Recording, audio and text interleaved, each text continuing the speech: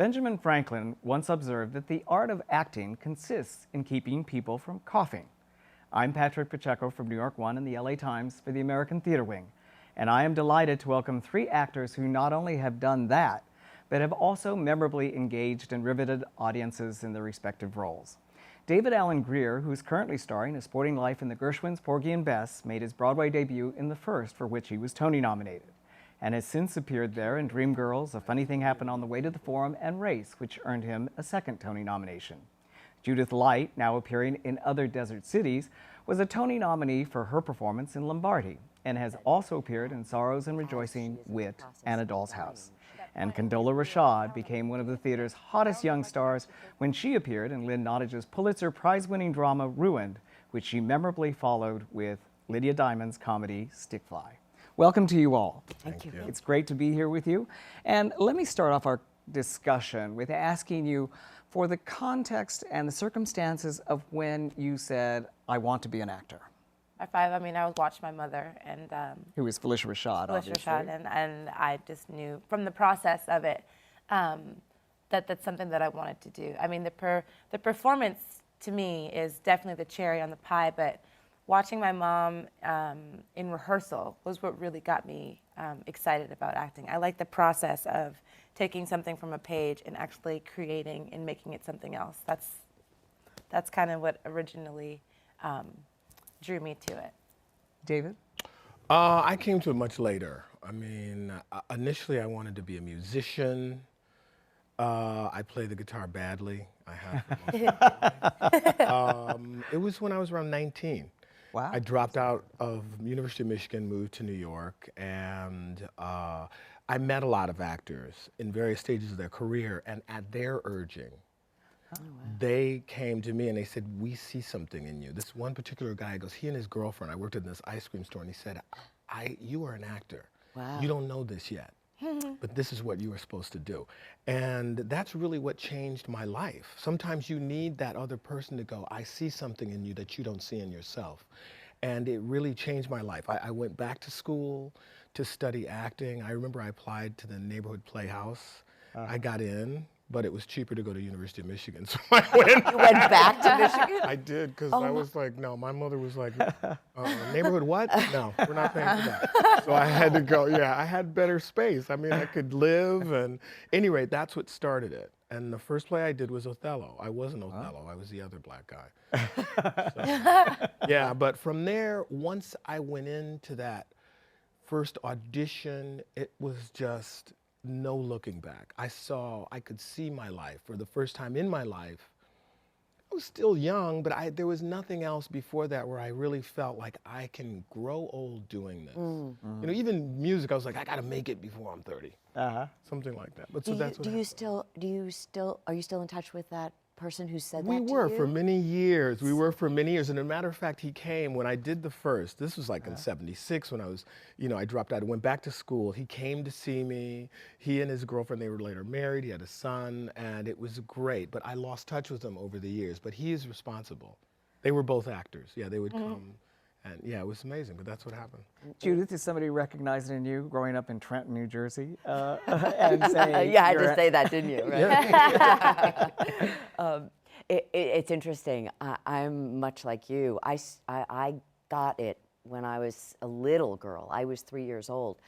And both of my parents, I think, really wanted to be in show business. And so what they did was they channeled a lot of their energy, because they weren't going to do it, into me. And my mother kept working with me to memorize when I was 3, 'Twas the Night Before Christmas. Wow. Like a nice For a nice Jewish girl. And I performed it for my father. And I watched his face as I was doing this. And he started to cry.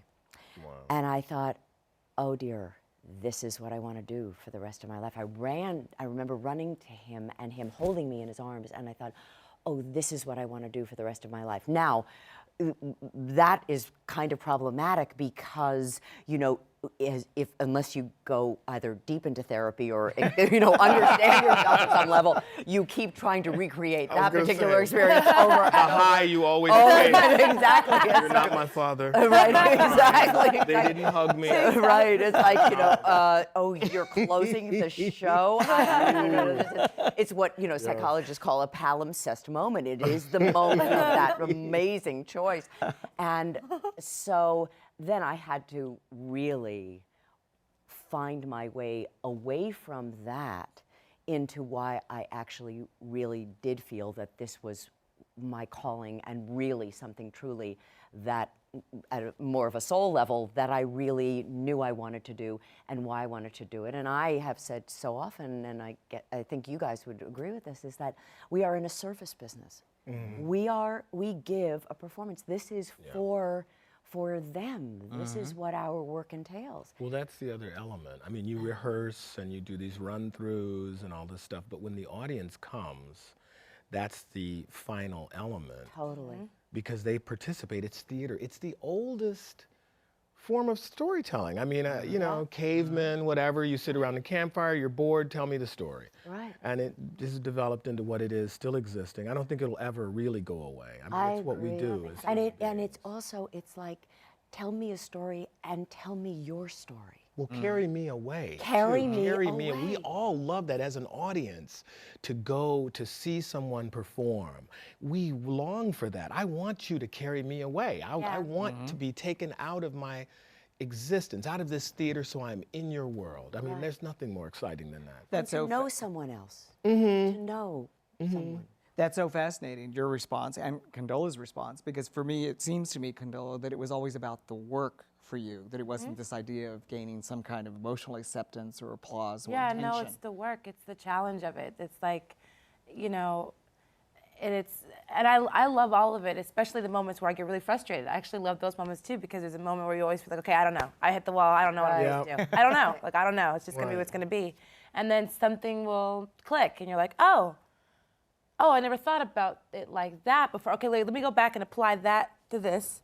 And so it's like this whole workshop that you go through in rehearsal that I love it. And then other people are growing, and then you grow with them, and then it's like, I love it. Let's talk about hitting the wall. Did you hit the wall with Sophie in Ruined?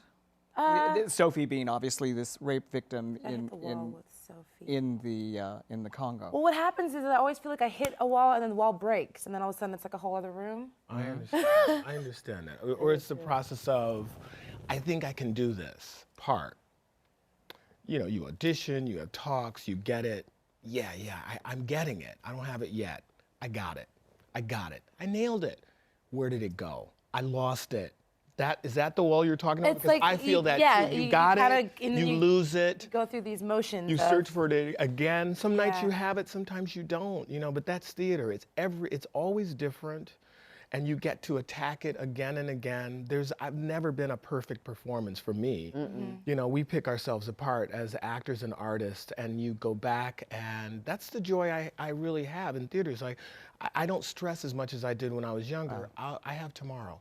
Yeah. Do the best you can today. That's that sounds Martha scary. Graham quote, that wonderful quote, which she said, we are never accepting of ourselves. We carry this divine unrest within us, and it is this lack of perfection, but that we know that we have the next day or the next time. But I came to love the process like you did, and we all have to. And you do. You have to love it. But I call it I don't call it hitting the wall so much as the place of I don't know, which is a very high state. When you acknowledge it, it's like I go, I don't know what's next. And for a minute there, it's very uncomfortable for me, because I don't like to be an I don't know. I mean, you're great about that. You're like, oh yeah, I like this. I like the not know. But I have to get myself to the love of the I don't know. And then once I do, all that stuff that you're talking about starts filtering in. Because I think we, at some level, and maybe you guys, I don't know if you experience this or not, channel something. Something's coming through you. And you are the instrument of it, and you are doing all your work and all your thoughts about it and all your, work on the part and the concentration of it and being guided, and your performance is different by the actors that you're working with, but something is coming through you. Yeah. And I find if I get out of the way, it comes through. Yes. Yeah, Yes. particularly though when speaking with Ruined, because in my experience, there's two different kinds of hitting the wall. There's the hitting the wall where I don't know what to do with the character, and then there's also the hitting the wall for me, which is like, oh my God, we're doing this again. So what happened in Ruined is, and the thing about theater that I really love is that it forces me to get back into the discipline, because it's a very disciplined, and that's actually something that I've always struggled with in my life. Like, I mean, I was classically trained in the piano, and the discipline part of it, my mother struggled. I mean, she was like, are you going to practice or not? Like, it was a serious. You said that rhythmically. Like, what are you going to do? It's a metronome, Play right? the piano for 1 hour, please, in practice. So the discipline is something that because I'm a nomad and I get a little flitty and I'm like, I don't know, da-da. So it's actually good for me to really focus on the discipline of it. So what happened with Ruined is I didn't necessarily hit a wall with the character. But there was definitely a point because of what Ruined was and the things that we had to do every night. I definitely hit a wall of like, okay, we're gonna do this again. You know what I mean? It got to the point where it was a little bit like, oh God, we have to do this right now. And I think we all kind of started to feel that. But the one thing that I love about that experience in particular is I'm so much stronger from that. I feel, because we had to do it for so long. But also, kind of going back to what you were saying about the service of it, like whenever we got to that point where we really were like, I don't know if I can do this again. Like, I don't know if I can actually go through this motion again, physically, all of it, emotionally, I don't know if I can do. But the thing about Ruin was we were all aware that Ruin was so much bigger than ourselves. So it's like this thing when you know that even though you're exhausted, or you know that what you're doing is actually, in the long run, it's so much bigger than yourself. And so in that way, it kind of helps you get back into it. Right. And don't you find, too, that I used to try to just, sort of get it up and, be there. And then I looked across the stage and there were my fellows. Right. Well, that's a part of it too. And Yeah, it's like, there totally. you are, and you are lifting me up, and it's my responsibility to lift you up. And here I am for you. Also And the work we all put in as artists, once you get to that point when you're running, usually you've been working at it for weeks, if not months. By the time we opened in Porgy and Bess, it was almost a year. Wow. From the workshop, out of town, New York rehearsal, tech, now we're running. It's almost going to be a year in about 60 days. So at this point, there's a lot invested in it. When I come in, if I'm sick, this hurts, that hurts, I'm carried along by this community of people, and you throw yourself in, because that is what life is. I can't think of, there are a few days when you're like, I'm perfect. Right, but I'm not too fat, my breath is great. It's gonna be an awesome day. The sun's out, my best shoes. That's just not life. So you just go through it, throw yourself into it, and you're carried along. Yeah. Do you find, David, as Condola said, that maybe perhaps with Porgy and Bess, it's more than just about you because of the nature of the work? Is that true of Porgy and Bess, say, than other things that you've done?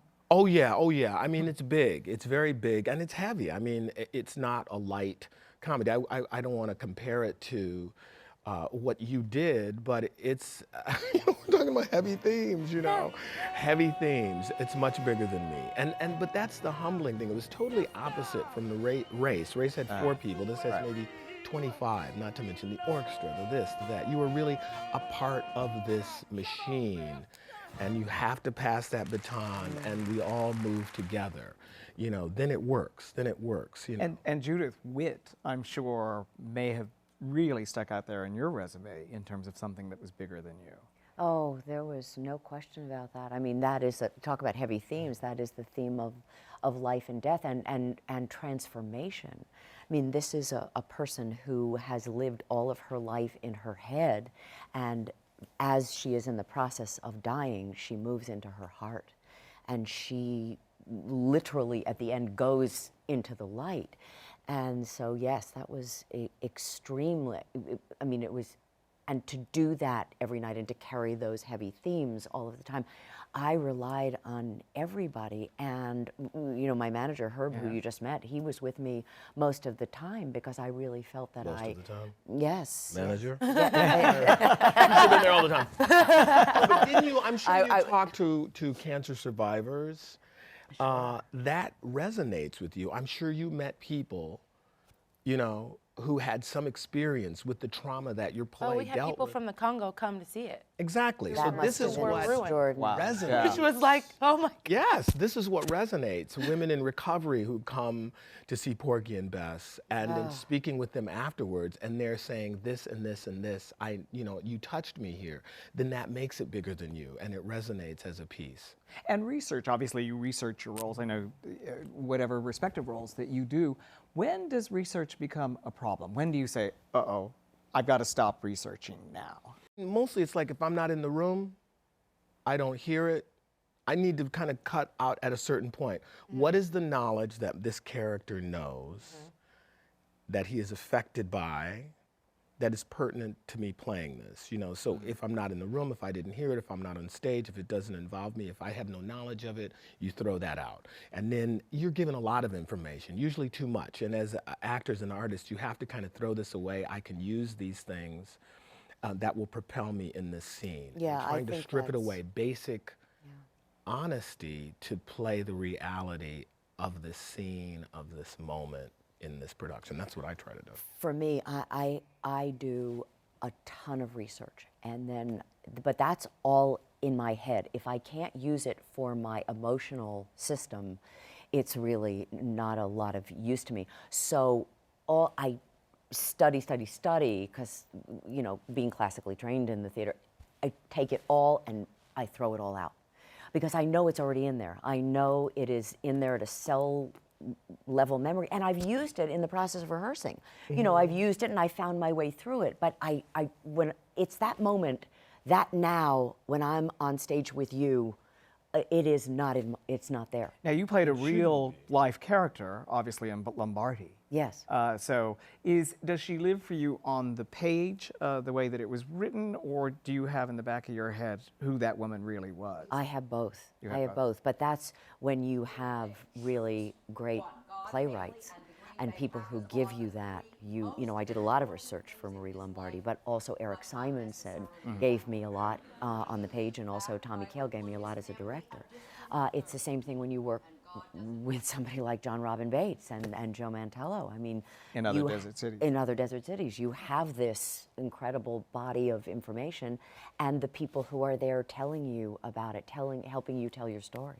And Condola, when you're creating Cheryl in Stickfly, is it basically what Lydia Diamond has given you on the page that you're going with? Yeah, and also for Cheryl, it's weird, like the research was a little bit different for Cheryl because it wasn't something that I had to go out and look for. It was more my own memories and people that I knew like Cheryl. That was kind of the way that I dealt with that role, whereas Sophie, I did a little bit more of actual research. Whereas this one, because I kind of went to Cheryl's high school, so like research was almost like, well, where was I? And then I'm like, okay, so I know Cheryl. I actually knew Cheryl, and so it was more about just kind of pinpointing where Cheryl lived in my own memories.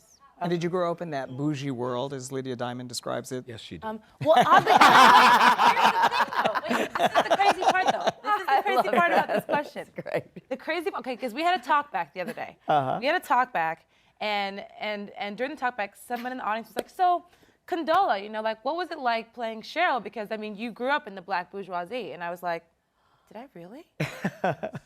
But here's the thing. I didn't know I did. I didn't know it. Like, I really just, but then when she asked the question, I was like, okay, no, I can see where that actually probably applies. But oddly enough, in my family, I think it's just the way that the kids were brought up. Like, we weren't aware of that kind of stuff.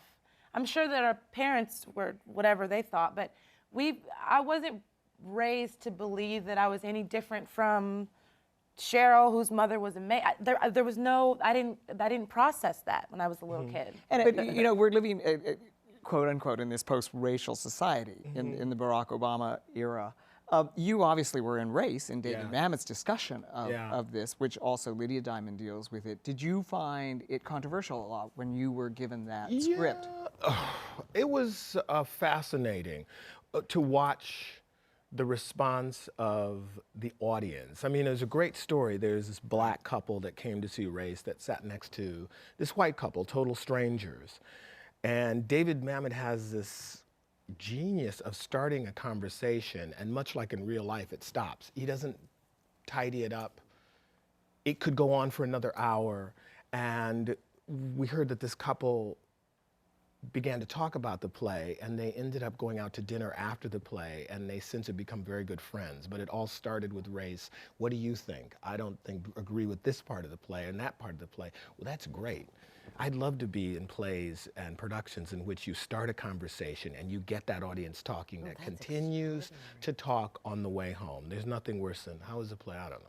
Let's go Yeah, have no, dinner. that's what you don't want. No. And that's what other desert cities does. Why? Yes, Other passion. other desert cities totally does that. Precipitates those. I mean, those it kind of precipitates discussions. those conversations, and actually people are, you know, what I find so extraordinary about this play is that there are all these secrets that keep getting revealed as the play unravels toward the end, and it accelerates at the end. People who go to see this do not tell other people the secret, which I find fascinating. Don't you think? I don't know the incredible? secret, and I don't want to know. We're not going to so tell you. excited to come see it. But isn't it? But it's this most extraordinary phenomenon that people have. I mean, talk about not having an audience cough. When Stockard Channing and Stacy Keach are telling this final secret at the end of this play, the audience does not move. You can hear a pin drop. It's the best sound in the theater, isn't it? It The is silence. Even, you know, it's funny, coming back to do Race and Broadway, we all talked about, well, what happens when the phone rings? I've never been in a production where a phone is ringing and it takes me out of the scene and my character to come downstage to stop a production. I've read stories and I've envied those actors. Answer your phone. Now I will kill Othello. You know, I am just in it. I've never been pulled out, but I mean, I envy That's those so actors. funny. Yeah. I do hear it, and we do hear it. I mean, when, you know, if something happens, and, you know, but I don't have the, I don't know, there's sort of, I just don't, I don't think I could do that. No, I don't think either. I don't think I I couldn't could do do it. that. Now, some, be there like all you the say, some time. people Couldn't do can, it. but it's like, okay. I don't want to ignore everybody else that's here. Thank you. Watching. You know. Yeah, but- Kevin Spacey did it, Richard. Yes. I heard. I can't. And some have done it with really four-letter words. Yeah. as Oh, well. Well, really? at Stick Fly, though, not only do we get phones, we get people.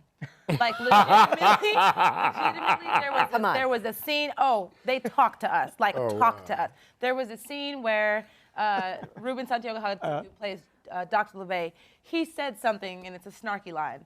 And there was a woman in the front row, and she goes, "Shut up, Dr. LeVay." And we were all just like Was this this. a woman of color? Yeah. That's so You know? post-racial. She But wasn't see, an old Jewish woman. But say, wait. So, right. My people. That's a line from other desert cities. But you know, it's so interesting. I went to see Mountaintop, and People. and your people were People. so fabulous. Actors? I felt like You're saying I was at actors. a revival. No, it was heaven. People. And Yeah. you know, it's sort of like, you go, Dr. King, and I was, Right. and I Shocking. was sitting next to this woman, and I thought, you know what? God bless her. This is her experience of this play. He is excited. so real It's for a her. compliment. And she was in that experience, and she was talking to him, and he was alive for her in that moment. And I thought, good for you. Good for you for being out there like that.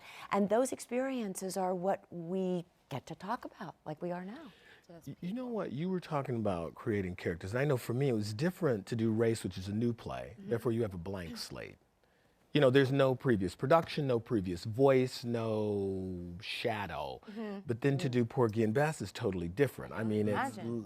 everyone seems to own it.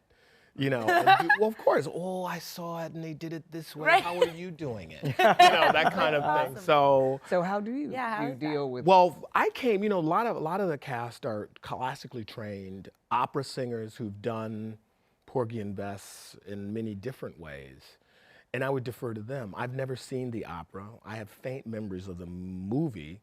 So I Sammy kind Davis of Jr., came in. right? Yeah. Well, so I came in, and that's what I was saying. For me, it was a blank slate, and That's just awesome. dealing with the information from Gershwin and DuBose Hayward and Susan Laurie Parks and you know, Diane Paulus. So it was easy. And once we started running, then I would ask them, well, how did you do it? You know, and this kind of thing. But it's different. I mean, it's different when people have expectations. One of the interesting things that you brought up was being aware of the audience. And when I was doing a story on Mark Rylance, Jess Butterworth, the playwright, said Mark Rylance was the type of actor who'd be totally into character, but would know that the guy in the third row just took out his handkerchief and dabbed his nose.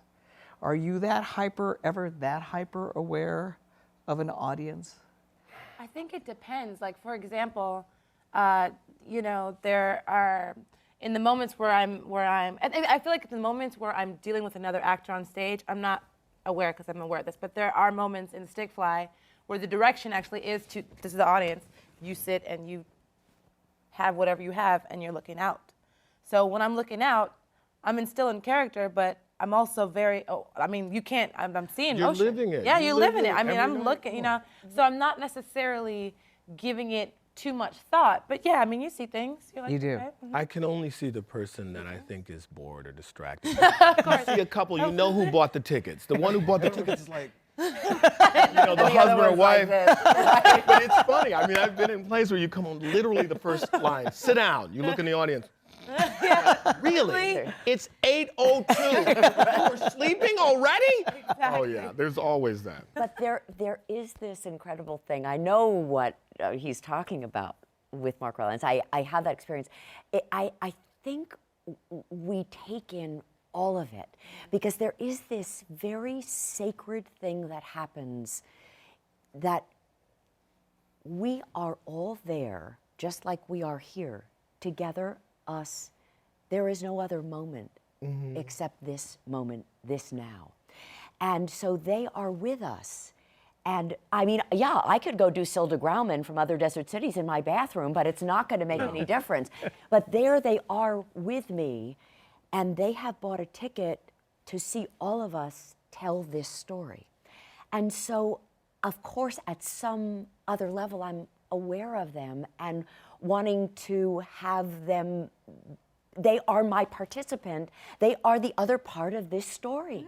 That audience is the final other chemical. part. Are they with They are me? the other Are you character. still Yes, listening? that's right. Do I still have you? Then we go That's on. right. And so You're going to go on anyway. so I am, and I think that's also Mark Rylance's brilliance. It's like, yes, I'm absolutely in character. Yes, I'm absolutely there, just like you say. But I know you're there too. Yeah. And are you with me? Are we in this moment, this now together? Because that's what I want. Right. That's the service of the theater that is like no other art form. I don't really hear applause, like in a musical. Yeah. Like I'm doing, I can't hear applause while I'm on stage. I really can't. If I do, you know, it's just, I can't.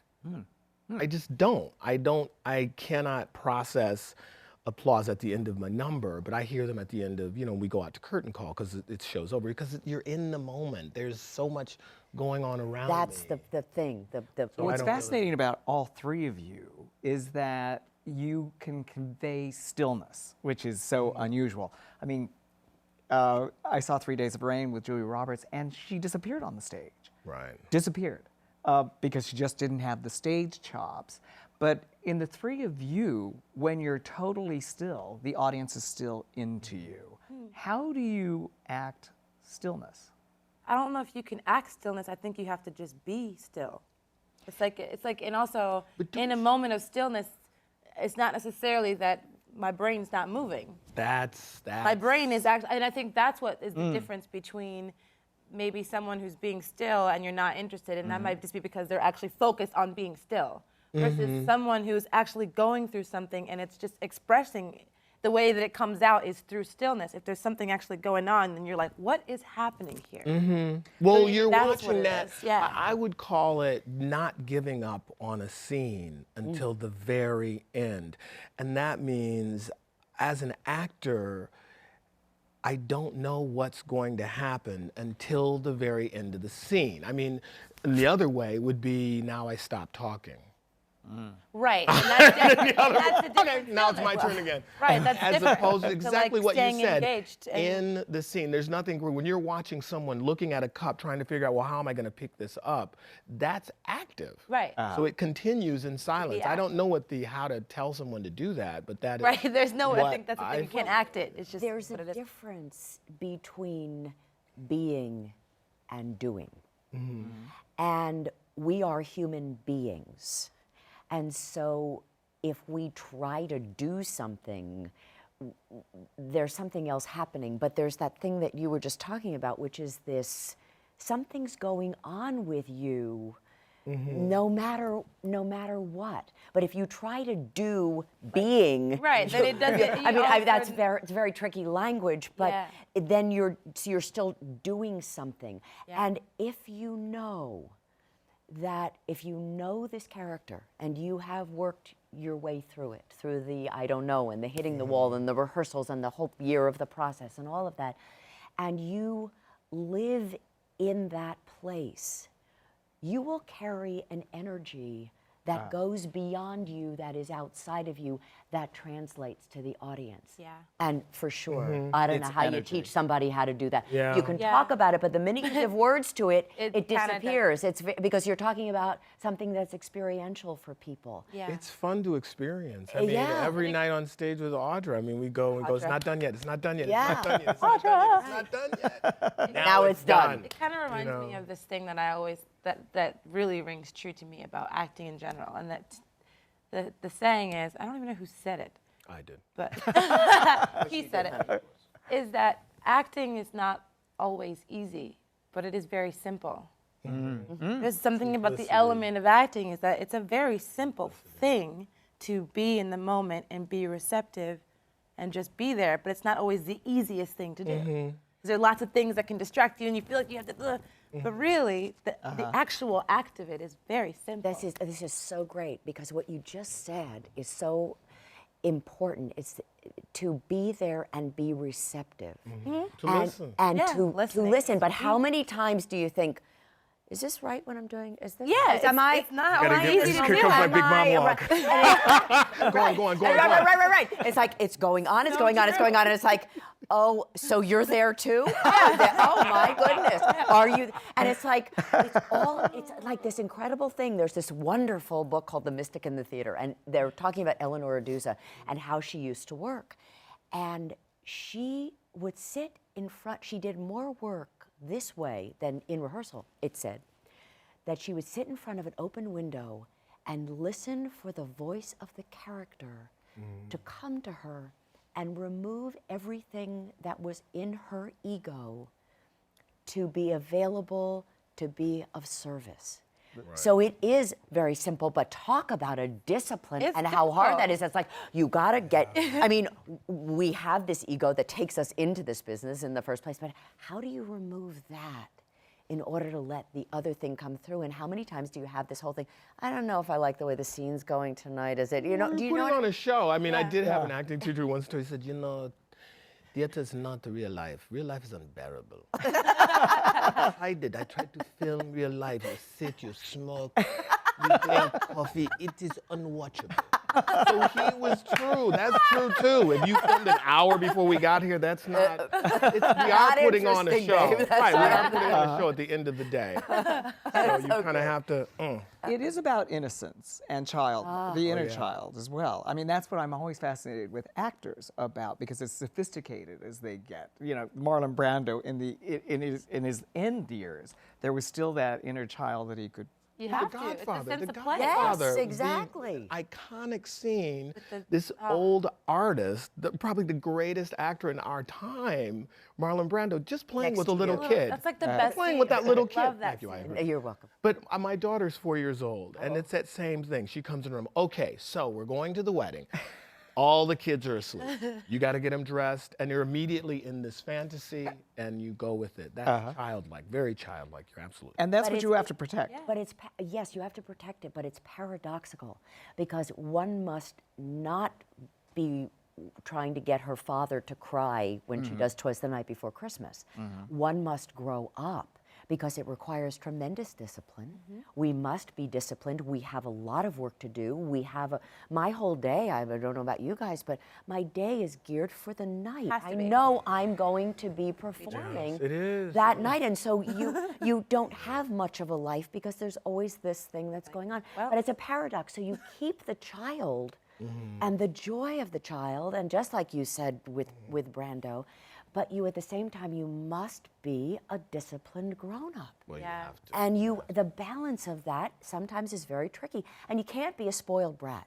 You cannot be a spoiled brat and be in the theater. You can see it a lot and it happens a lot, but bottom line, it doesn't work. So basically, I think it's like the child, you have to be the grown-up adult outside of the piece so that when you get on the stage, the child can come out. That's a very good analogy. So it's like you have to That's like a keep very, it, very you have to good keep it analogy. together and then And you're free to go. you protect that child like you protect your 4-year-old.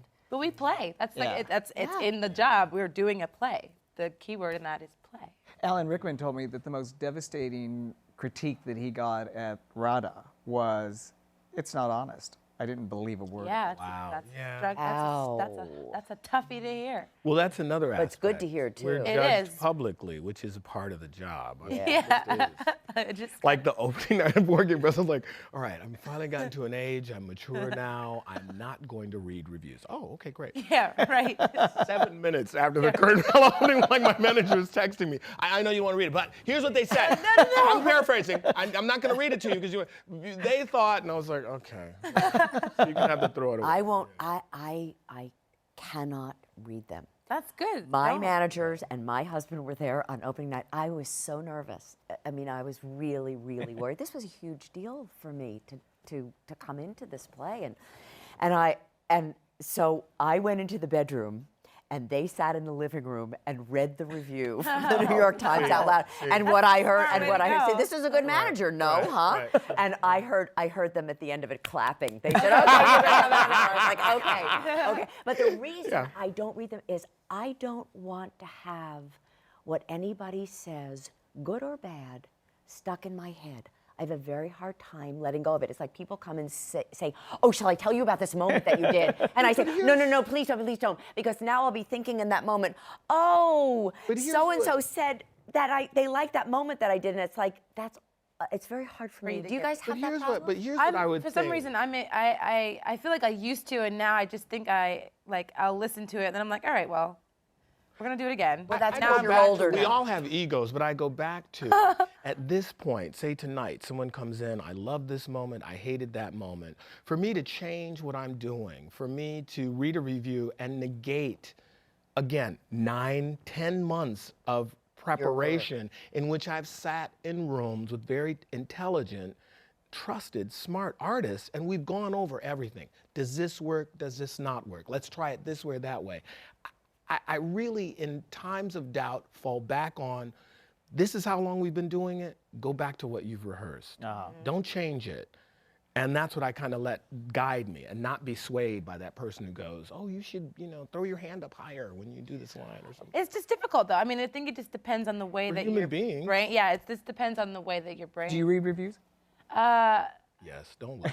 No, I do. I was trying to think about at what point did I read them. Normally, I would wait a couple of days before I read the reviews. However, it always kind of, and I'm not complaining about this, but it always turns out that I was lucky during Stick Fly to get good reviews, and so That's not Amen. I luck, can't honey. wait. Honey, So that's my not best luck. friend's like, I know you want to know, but Right. this is what they said. And I'm like, Right. all right, well, Well, now I'll people, read it. I mean, I do have people around me that I trust that say, look, you have nothing to worry about. And then I know. just say, okay, great. Really? What does that mean? You didn't say I was good. You said nothing to worry about. I didn't embarrass myself, so I'm not This is the actor's extraordinary. mind. Or This is so I so didn't great. stand out. In other words, I disappeared on stage. Is that what you're telling me? Right. I guess that's Right, good. right. No mention is a good And now word, I hate right? you and don't ever talk to me again. But it's so interesting. That is the fascination of the mind. Yeah. And how the mind, the programmed mind, not your intelligence, not your soul level intelligence, but your mind, the programmed mind will trick you up every time. And Because it's the so visceral. It's so find- emotional. But it's the find a way away from that.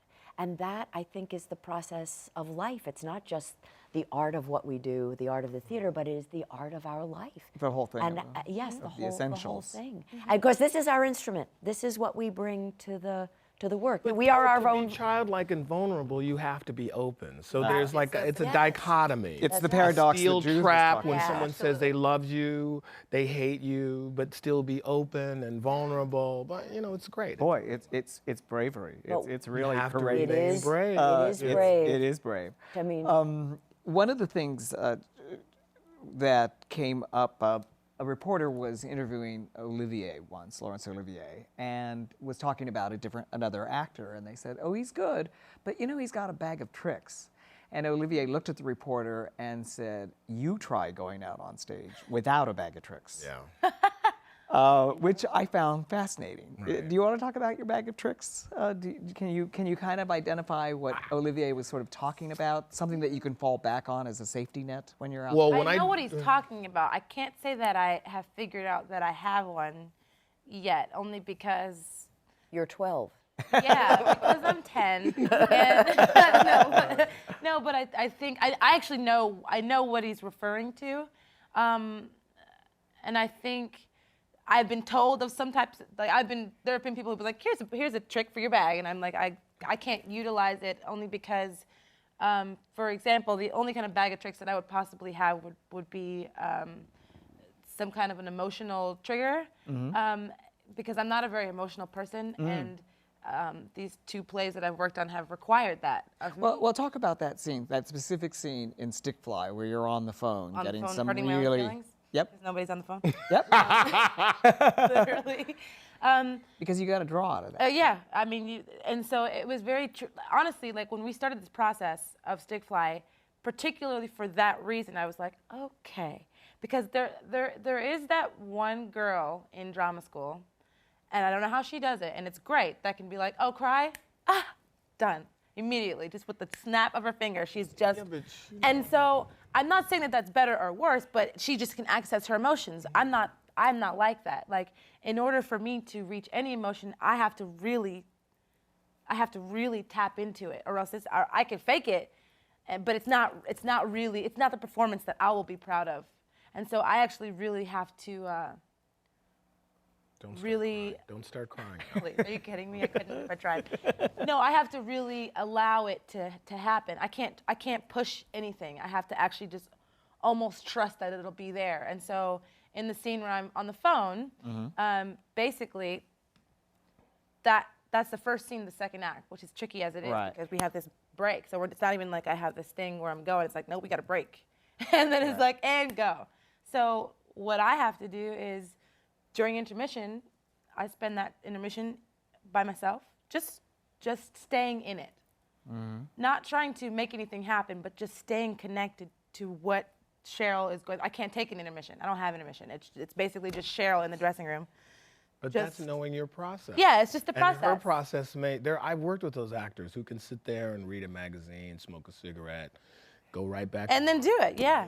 But you know, is David awesome. Mamet said something that resonated. So simple. He said, well, it's nice that you can cry as an actor, but you really want to make the audience cry. That's really So- what's the most so important. Don't go there. Exactly. Let them feel that. And then I went, of course, Yeah.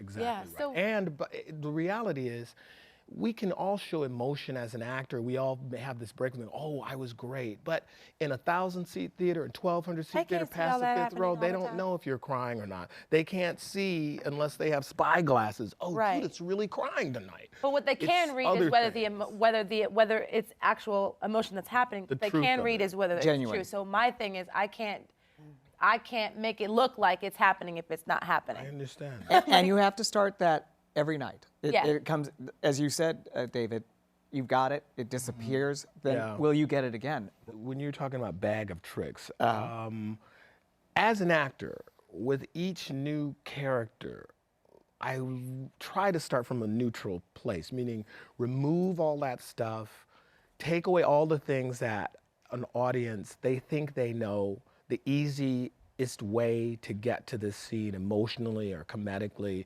and start fresh and new, and not go to those quote unquote tricks. Yeah.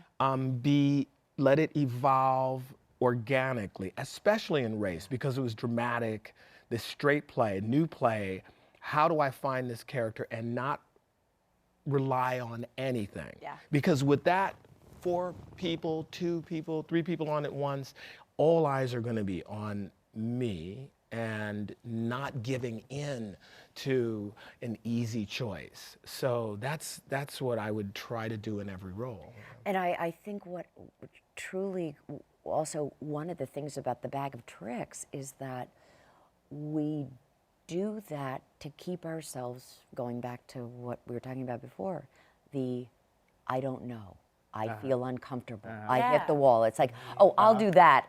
Okay, now I'm safe. Now I'm okay. Now I have a safety net. But it's like, no, to do what you're talking about, to go to the place of, Not knowing. Well, it takes a while. It's like putting on shoes. Yeah. These shoes are very uncomfortable. You know, you wiggle your toes. You can put little things in them, make them fit now, or you can take your time and just really break them in and live in them. And have that's faith. a truer place. That's a truer place. It may not take you, it's going to take you more than a day. Yeah. I wanted to ask a couple of things, and one was in terms of being an actor, what is the most self-destructive thing you have to watch out for as an actor? Because you're talking about the process, and it seemed to me, Judith, when you were talking about it, that something might come in that is just insecurity. You're giving a great performance, somebody recognizes it, and you're thinking, I didn't get it, and somebody tells you, no, you got it. Is it the insecurity that raises its head that is self-destructive? Is there anything that you have to watch out for? Yeah, I think that, and this goes out for especially, I mean, I'll say this especially for actors who are just coming out of college and trying to figure out what it is, how they're going to. I think the most destructive thing you have to watch out for as a young actor is forgetting why you do what you do. Yeah. If you lose the love for it, then there's no reason to keep doing it. Mm-hmm. There's no reason to just keep doing it so that you can be famous or that so you can, if you lose, those are all goals that come with, but if you lose the actual feeling as to why you love being a storyteller, even if you get that far, if you've lost the love for it, it's not gonna be anything for you. In a word, I'd say boredom. I mean, yes, if you are not excited to be there, no one else is. Yeah. There's nothing more destructive than to be on stage or in a scene in which the other actor is bored. They're not interested in what they're doing. So, yes, you have to be, which essentially is what you said, but only I said it much better. No, I'm kidding. He but did. boredom, no, but boredom. I mean, you've got to be excited. Do not give up on what you're doing. You've got to be. Yeah. Tell that story. And if you don't want to do it, this is the thing this happens to a lot of actors that I know.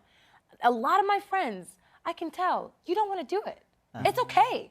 There's something else that you're more passionate about, but for some reason they've gotten it in their head, like, no, I get it, I'm supposed to do that. No, maybe you actually are supposed to be a yoga instructor. Like, it's fine. And maybe that's actually what you want to do. And then finally they get to this place where that's what they do, and I watch them, and now I see them, and they're like glowing. I'm like, no, that's what you're supposed to do. That's what you really wanted to do. I went to Carnegie Mellon University, and in the brochure for the training program, it said, this program is as rigorous and exacting as theater itself. Mm-hmm. And I would say that if you don't know that when you go into it, and you think it's just this great, fun, oh great, I'll be famous thing, that if you don't carry the love, and if you get bored, And if you also don't remember, like I said in the very beginning, that this is a service business, you are about giving something to somebody else. It is not about you. And a lot of people look at it and say, oh, wow, they're famous. Oh my goodness, look at all the perks they get. Look at all of what they get. If you don't remember to keep that humility and that it is not about your ego, but that it is about something, as you guys said, those heavy themes, those bigger plays, those stories that are bigger than ourselves, that we just get the privilege of being a part of. If we forget that, we're lost. I wanted to ask two things. One about directors, of course, because you've talked about that trusting eye, and that often is the director. In your opinion, what makes a good director? I tell you, off the top of my head, you know, Robert Altman, who I worked with, he said that he felt a director, 80% of a director's job was casting, getting the right actor into the right role. I know as an actor, I feel like a great director is one who can get an actor to do what he wants you to do, making you think it was your idea. You know, it's like, I don't want to go through the door. Maybe I'll go through the door. I'm like, okay. You know what I'm saying? That kind of thing. Also, that challenges you. I like working with directors that go through the process with me. A director who goes, you know, I was wrong about. Yeah. They're not all knowing. Yeah. We're going in this direction. I'm wrong about that. Let's try a new approach. Again, never giving up. If it doesn't work, don't be stuck in a wrong idea. Let's try something new. Yeah. So I'd agree with that. Yeah, I'd have to say just the last two directors that I have worked with have been so incredible. I mean, Tommy Kail in Lombardi and Joe Mantello in this and in Other Desert Cities. And they both have this similar quality of what I think actually makes a great parent, which is that you know they love you, you know they trust you, you know they trust themselves because they have designated that they think that they trust their own choice of you, and they give you boundaries, and at the same time they let you go within those boundaries.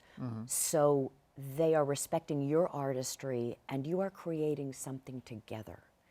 And that beautiful, incredible magic, I would have to tell you that Marie Lombardi and Silda Grauman are every bit as much Tommy Kail's creation and Joe Mantello's creation as they are mine.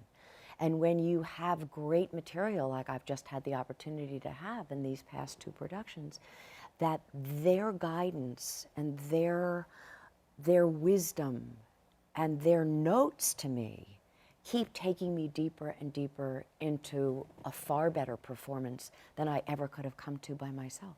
I wanted to ask one last question, and it was something that you spoke of, Judith, and that is that the roles that you play are also life experiences, and you take something away from them. You take these characters live on with you, and their experience teaches you, instructs you, inspires you in some way. Can you talk about that in our final moments? Things that you may have learned from the characters you played? Definitely what I have taken away from Cheryl is it's a level of awareness of where I stand, where I stood growing up that I didn't have. So I have a different respect for people coming from, not that I didn't have respect for them, but I didn't acknowledge it.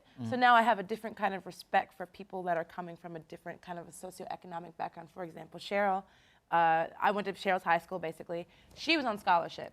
She probably came all the way from out just Brooklyn and woke up at 6:30. I knew girls like this. Woke up at 6:30 in the morning, got to school. Their mothers might not have been home at night. They worked their butts off to stay in this school so that they could get a scholarship to a great college. I went to the same college. I was not on scholarship. I got C's and D's. I was chilling. Because I wasn't a thing. It's not that I was trying to be a spoiled brat, and I wasn't a brat, but I mean, I didn't know. I just didn't know. It was just there. I didn't have a scholarship, and I didn't have to work for it, so I didn't. And I can admit that and acknowledge that, and so I have a different understanding of where I stand and where I stood. what have I learned from? I'm still learning it. And I feel like, we just opened January 12th, although I said we've been working for a year.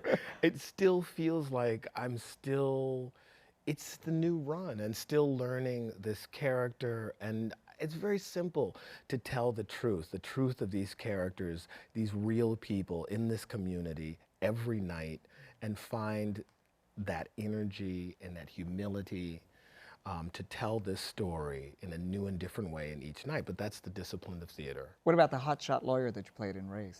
I know that guy. I wasn't that guy. You were but brilliant. I felt like I knew him so well.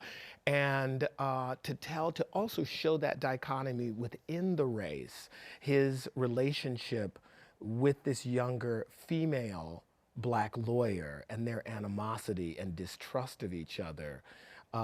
That was a very unique and different thing to be able to talk about on stage, and that's really what I learned about that. Yeah. Judith? I think we are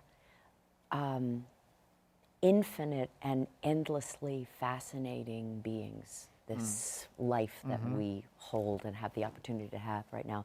And I think we know and understand within us, there's this treasure chest of the understanding of all kinds of universal experiences. Like, you didn't know that guy, but you knew that guy. Well, I'd seen him. I'd been in the room with him. I Right. argued with him. And you knew that. You're able to find that and pull that out, and you're able to know that at some level and find that and pull that out. And so that's what I think we have available to us. And so I think with Silda, there are these parts of myself that I have never really explored in this way, this sort of brash, brassy, mouthy, always on the surface making a joke, kind of person who feels everything very deeply. And so I get to explore that part of myself in her every single night. That's beautifully put, and a great way to end our discussion, because as Tennessee Williams once said, nothing human is alien to me. And what you do is you create these characters and you provide sympathy, empathy in some measure. So thank you all for joining us. Thank you. And it's been a lively discussion, thanks to you. And I thank you again for joining us. Thank you. These programs are brought to you from the Graduate Center of the City University of New York in partnership with our friends at CUNY TV. On behalf of the American Theater Wing, I'm Patrick Pacheco, and thanks for joining us for another edition of Working in the Theater. I'm Ted Chapin, chairman of the American Theater Wing. The Wing has played a vital role in New York's theatrical life for more than 60 years. Best known for creating the Tony Awards, we stand for excellence, but we also support education in the theater, and our work reaches beyond Broadway in New York. The Working in the Theater television programs, which are supported by the Annenberg Foundation and the Dorothy Strelsin Foundation, are unequaled forums for discussions with today's most creative artists. Downstage Center's in-depth radio interviews were created in conjunction with XM Satellite Radio and can be heard on our website. For people who are starting their careers, we have a 2-week boot camp for aspiring actors from colleges across the country called Springboard NYC. And our theater intern group provides a forum for young people who are starting their careers to build a professional network. All of the American Theater Wing's educational and media programs are available for free on demand from our website, americantheaterwing.org.